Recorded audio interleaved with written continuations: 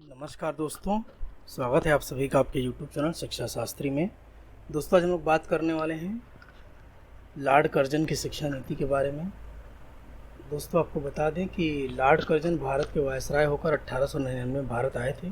वो एक प्रतिभाशाली व्यक्ति, कुशल राजनीतिज्ञ और कर्तव्यपरायण शासक थे। उन्होंने आते ही शिक्षा में जो कमियां थी उसके सुधार के लिए, गुणवत्ता और दक्षता बढ़ाने के लिए प्रयास किए, जिससे कि उस समय की तात्कालिक जो शिक्षा प्रणाली है उसके दोषों को दूर किया जा सके।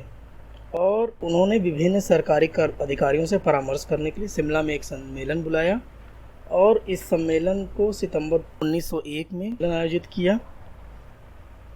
भारतीय शिक्षा में पुनर्गठन और सुधार से संबंधित बातों पर जिसमें विचार किया गया।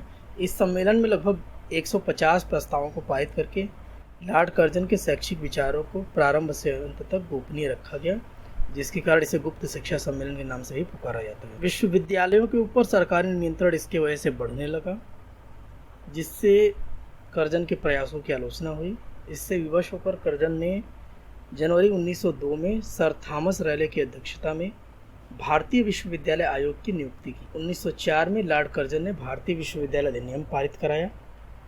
इसी वर्ष उसने शिक्षा नीति संबंधी अपना प्रस्ताव भी प्रकाशित किया।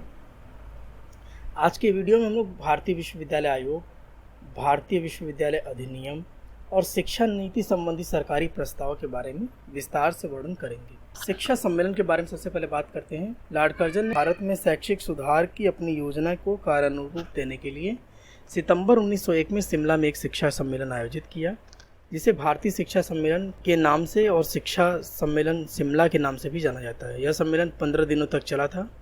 इसकी अध्यक्षता लॉर्ड कर्जन ने स्वयं की थी। इस सम्मेलन में सभी प्रांत के जन शिक्षा नीति ईसाई मिशनरियों को प्रतिनिधि के रूप में आमंत्रित किया गया था, जबकि देसी स्कूलों के प्रतिनिधियों को नहीं बुलाया गया था।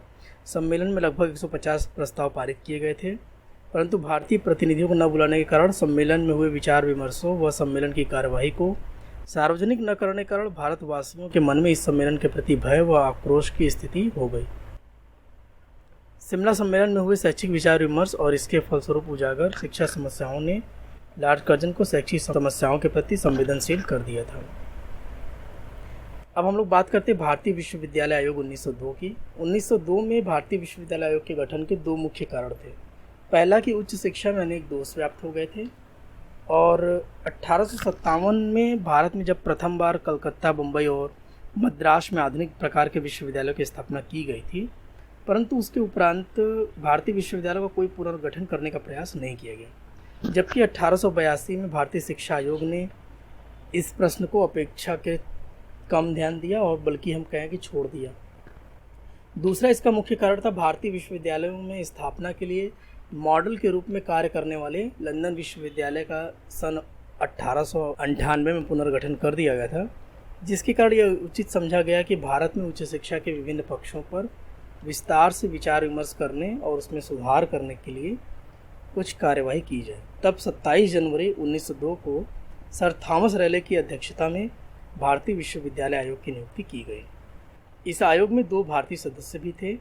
भारत में विश्वविद्यालय शिक्षा के संबंध में इस आयोग के द्वारा की गई संस्तुतियों को तत्कालीन विश्वविद्यालय शिक्षा प्रणाली का पुनर्बलन और पुनर्प्रतिष्ठापन माना जाता है। इस आयोग ने मुख्य रूप से 3 विषयों की जांच की। ब्रिटिश भारत में स्थापित विश्वविद्यालयों की दशाओं तथा भावी संभावनाओं की जांच करना, उनके विधान तथा कार्यप्रणाली में सुधार दिए गए अथवा दिए जा सकने वाले प्रस्तावों पर विचार करना, गवर्नर जनरल के समक्ष अधिगम की उन्नति को बढ़ाने के लिए विश्वविद्यालय शिक्षण के स्तर को ऊंचा उठाने के उपायों को संस्तुति करना। रैले आयोग ने भारत के विभिन्न प्रांतों का सर्वेक्षण करके विश्वविद्यालय शिक्षा तथा विश्वविद्यालयों की कार्यशैली का गहन अध्ययन किया। लगभग 6 माह के उपरांत जून 1902 में सरकार के सम्मुख अपना प्रतिवेदन प्रस्तुत किया। रैले आयोग की रिपोर्ट तथा सरकार की उस टिप्पणी पर अक्टूबर 1902 में प्रकाशित की गई। आयोग ने प्रतिवेदन में विश्वविद्यालयों तथा कॉलेजों में सुधार के लिए अनेक सुझाव दिए, जिनमें प्रमुख सुझाव इस प्रकार से हैं कि विश्वविद्यालयों के पुनर्गठन के स्थान पर उनके सीनेट और सिंडिकेट का पुनर्गठन किया जाना चाहिए। सीनेट के सदस्यों की संख्या कम करनी चाहिए तथा उनकी कार्य अवधि 5 वर्ष की होनी चाहिए, और सिंडिकेट के सदस्यों की संख्या 9 से 15 के बीच में होनी चाहिए।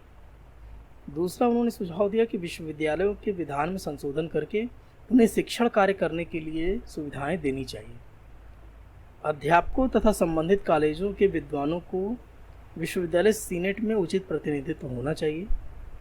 विश्वविद्यालयों से संबंधित कॉलेजों में शिक्षण का उचित प्रबंध होना चाहिए तथा संबद्धता नियमों का कड़ाई से पालन किया जाना चाहिए। संबंधित कॉलेज का विश्वविद्यालयों के द्वारा कड़ाई से निरीक्षण किया जाना चाहिए।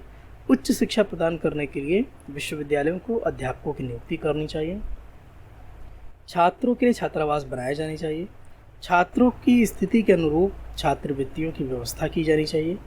मैट्रिक परीक्षा का स्तर और ऊंचा करना चाहिए। इंटर की परीक्षा को समाप्त करना चाहिए तथा बीए का पाठ्यक्रम 3 वर्ष का होना चाहिए। इसके बाद उन्होंने सुझाव दिया कि प्रत्येक कॉलेज में एक प्रबंध समिति होनी चाहिए जो कॉलेज के प्रबंधन के अलावा योग्य अध्यापकों की नियुक्ति करे तथा छात्र के अनुशासन व इमारतों व हॉस्टल आदि के निर्माण पर भी ध्यान दे। इस प्रकार हम देखते हैं कि भारतीय विश्वविद्यालय आयोग के सुझावों का तत्कालीन उच्च शिक्षा पर काफ़ी मिला जुला असर पड़ा। यद्यपि आयोग के सुझावों में कोई विशेष नवीनता नहीं थी, फिर भी प्रचलित प्रणाली को पुनर्गठित करके शक्तिशाली बनाने की दिशा में संस्तुतियाँ की गई। भारतीयों की प्रतिक्रिया इस आयोग की संस्तुति के विरुद्ध थी और उन्होंने इसके सुझावों का विरोध किया, परंतु सरकार ने इस आयोग की सिफारिशों के आधार पर 21 मार्च सन 1904 को भारतीय विश्वविद्यालय अधिनियम पारित कर दिया। इस अधिनियम की हम लोग आगे चर्चा करेंगे। रले आयोग की सिफारिशों के फलस्वरूप विश्वविद्यालयों के प्रशासन में दृढ़ता आ गई तथा वह प्रभावशाली बन गया। विश्वविद्यालय का संगठन अनेक दृष्टियों से दोषमुक्त हो गया और कुछ विश्वविद्यालयों ने शिक्षण कार्य करना प्रारंभ कर दिया। कॉलेजों के निरीक्षण के फलस्वरूप कॉलेजों का शिक्षण स्तर में उन्नयन हुआ, परंतु पुस्तकीय ज्ञान और साहित्यिक विषयों की प्रधानता पूर्ववत बनी रही और जीवनोपयोगी विषयों को विश्वविद्यालय पाठ्यक्रम में सम्मिलित नहीं किया गया। दोस्तों, विश्वविद्यालय अधिनियम को जानने के पहले हम लोग जो शिक्षा नीति संबंधी सरकारी प्रस्ताव 1904 में आया था उसकी बात करते हैं, क्योंकि उच्च शिक्षा संबंधी जो सरकारी प्रस्ताव था वो सभी वही थे जो विश्वविद्यालय अधिनियम में थे। उच्च शिक्षा के अलावा जो भी प्रस्ताव थे उसको हम सरकारी नीति संबंधी में बात करते हैं। शिमला में जो किए गए सम्मेलन में प्रस्ताव पारित किए गए थे उसके आधार पर कर्जन ने 11 मार्च सन 1904 को शिक्षा नीति संबंधी सरकारी प्रस्ताव प्रकाशित किया। इस प्रस्ताव में उसने भारतीय शिक्षा के दोषों का विश्लेषण किया और शिक्षा पक्षों में सुधार करने के लिए सुझाव दिए। सबसे पहले प्राथमिक शिक्षा की बात करते हैं। प्राथमिक शिक्षा का सक्रिय विस्तार करना राज्य का एक सर्वाधिक महत्वपूर्ण कर्तव्य बताया गया। माध्यमिक शिक्षा के संबंध में इस नीति में कहा गया कि सरकार को यह देखना होगा कि माध्यमिक विद्यालयों में दी जाने वाली शिक्षा दृढ़ है। उसे देखना होगा कि माध्यमिक विद्यालय वास्तव में आवश्यक हैं, इनका आर्थिक स्थायित्व सुनिश्चित है, इसकी प्रबंध समिति कोई अगर है तो ठीक ढंग से बनाई गई है अथवा नहीं, यह विषय को उचित स्तर तक प्रदान करता है, इसमें शिक्षण, स्वास्थ्य, मनोरंजन, अनुशासन का उचित प्रबंध है, चरित्र, संख्या और योग्यता की दृष्टि से इसमें अध्यापक ही उपयुक्त हैं और इसमें लिए जाने वाला शुल्क उचित है अथवा नहीं। धार्मिक शिक्षा के संबंध में कहा गया कि सरकारी शिक्षा संस्थाओं में केवल धर्मनिरपेक्ष शिक्षा ही दी जानी चाहिए। और 1904 के सरकारी प्रस्ताव में उच्च शिक्षा के संबंध में लगभग वही बातें कही गई थी जो भारतीय विश्वविद्यालय अधिनियम 1904 में, जिसके बारे में हम लोग अभी 1904 के अधिनियम के बारे में हम लोग बात करते हैं। भारतीय विश्वविद्यालय अधिनियम 1904। लॉर्ड कर्जन ने उच्च शिक्षा के क्षेत्र में सुधार करने के लिए कार्य को विशेष प्राथमिकता दी थी। यद्यपि शिक्षित नेताओं ने रेले के कमीशन की संस्तुतियों का तीव्र आलोचना की थी, परंतु कर्जन ने इस आलोचना की परवाह न करते हुए 21 मार्च 1904 को इंपीरियल लेजिस्लेटिव काउंसिल में भारतीय विश्वविद्यालय अधिनियम पारित करा लिया। इस अधिनियम में रेले आयोग द्वारा सुझाई गई सभी संस्तुतियों तथा 1904 के शिक्षा नीति संबंधी जो सरकारी प्रस्ताव थे उनको सम्मिलित किया गया और उच्च शिक्षा के सुझावों को समाहित किया गया, जिसके बारे में हम लोग प्रावधान के बारे में चर्चा करते हैं। विश्वविद्यालयों को परीक्षा संचालन के साथ साथ शिक्षण अधिकार भी दिए जाएं। इसमें उन्हें कार्य क्षेत्र को बढ़ा दिया गया। विद्यालय को शिक्षण अध्यापकों की नियुक्ति करने, अनुसंधान करने, पुस्तकों और प्रयोगशालाओं की व्यवस्था करने तथा छात्रों में अनुशासन बनाए रखने की योजनाएं बनाने का अधिकार दिया गया। विश्वविद्यालयों की सीनेट की संख्या निश्चित नहीं थी तथा सरकार जीवन पर्यंत के लिए नामांकन करती थी। इस अधिनियम में सीनेट के सदस्यों की संख्या निश्चित कर दी गई। कम से कम 50 और अधिक से अधिक 100 सदस्य हो सकते थे और उनकी अवधि 5 वर्ष के लिए निर्धारित कर दी गई। सीनेट के सदस्यों के द्वारा चुने गए सदस्यों की अधिकतम संख्या कलकत्ता, बम्बई और मद्रास विश्वविद्यालयों के लिए 20 तथा अन्य विश्वविद्यालयों के लिए 15 निश्चित की गई। विश्वविद्यालय के सिंडिकेटों को कानूनी स्वीकृति दी गई। इन सिंडिकेटों में प्रोफेसर्स के उचित प्रतिनिधित्व को अनिवार्य बना दिया गया। संशोधन व सुधार करने तथा विश्वविद्यालय सीनेट के द्वारा बनाए गए नियमों को स्वीकृति देने का अधिकार सरकार ने अपने पास रखा। सरकार ने इस संबंध में नियम बनाने के अधिकार को स्वयं अपने पास भी रखा। महाविद्यालयों को मान्यता देने के नियम को कठोर बना दिया गया। शिक्षा के स्तर का उन्नयन करने की दृष्टि से उच्च शिक्षा प्रदान करने वाले कॉलेजों का निरीक्षण करने का अधिकार सिंडिकेट को दिया गया। इससे पूर्व विश्वविद्यालयों की क्षेत्रीय सीमाएं निर्धारित नहीं थी, जिससे कुछ कॉलेज दो विश्वविद्यालयों से मान्यता प्राप्त कर ली थी। इसलिए विश्वविद्यालयों की क्षेत्रीय सीमाओं को निर्धारण करने का अधिकार गवर्नर जनरल को दे दिया गया। लॉर्ड कर्जन द्वारा पारित किए गए इस अधिनियम के प्रावधानों का अगर हम ध्यान दें तो हम देखते हैं कि सरकारी नियंत्रण में उच्च शिक्षा को पूरी तरह से लाया गया। अधिनियम से यह लाभ हुआ कि भारतीय विश्वविद्यालय केवल परीक्षा संचालन संस्थाएं न रह करके शिक्षण संस्थाएं भी बन गई, जिसके फलस्वरूप कालांतर में उच्च शिक्षा का स्तर बढ़ गया। भारतीयों ने इसका बहुत विरोध किया और उनकी शंकाएं भी सही सिद्ध हुई कि 1902 में जो संबंधित कॉलेजों की संख्या 192 थी, 1912 में यह घटकर 170 रह गई।